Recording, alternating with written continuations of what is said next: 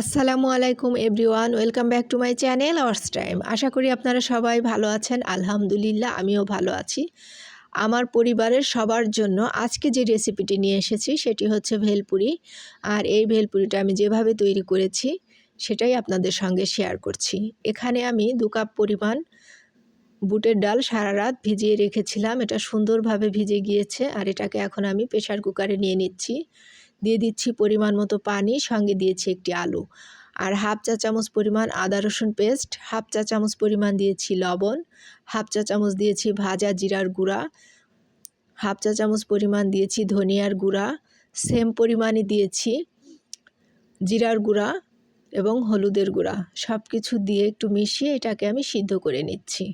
আর ওটা সিদ্ধ হতে হতে আমি ভেলপুরির ডোটা রেডি করে নিচ্ছি। এখানে আমি 2 কাপ পরিমাণ ময়দা, পরিমাণ মতো লবণ, 1 টেবিল চামচ পরিমাণ সয়াবিন তেল দিয়ে এটাকে একটু মিক্স করে নিচ্ছি সব কিছু।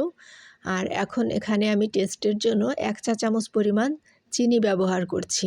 চিনিটা দিলে টেস্টটা খুব ভালো আসে। আর অফ ক্যামেরায় আমি হাফ চা চামচের চেয়ে অল্প দিয়েছিলাম বেকিং সোডা, সেটা দেখানো হয়নি। এরপর আমি নর্মাল পানি দিয়ে সুন্দর করে ডোটা রেডি করে সাইড করে রেখে দিচ্ছি। এখন ভেলপুরির যে একটি টমেটো স্লাইস করে কেটে নিয়েছি, আর এখানে একটি শসা ছুলে পরিষ্কার করে এটাকেও আমি কুচি করে কেটে নিচ্ছি।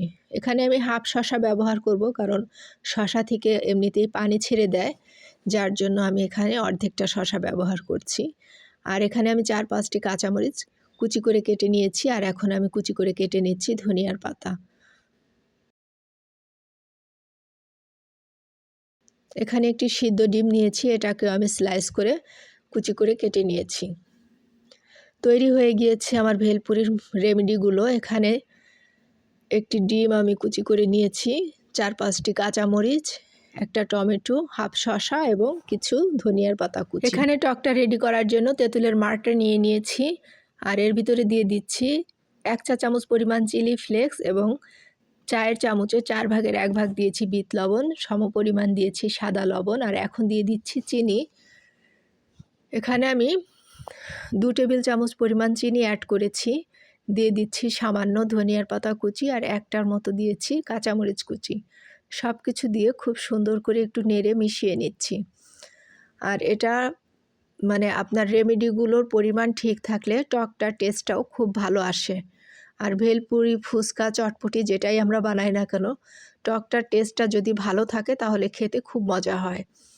আর এখন আমি এখানে দিয়ে দিচ্ছি হাফ চা চামচ পরিমাণ চাট মশলা। এটাও আমি নিজে তৈরি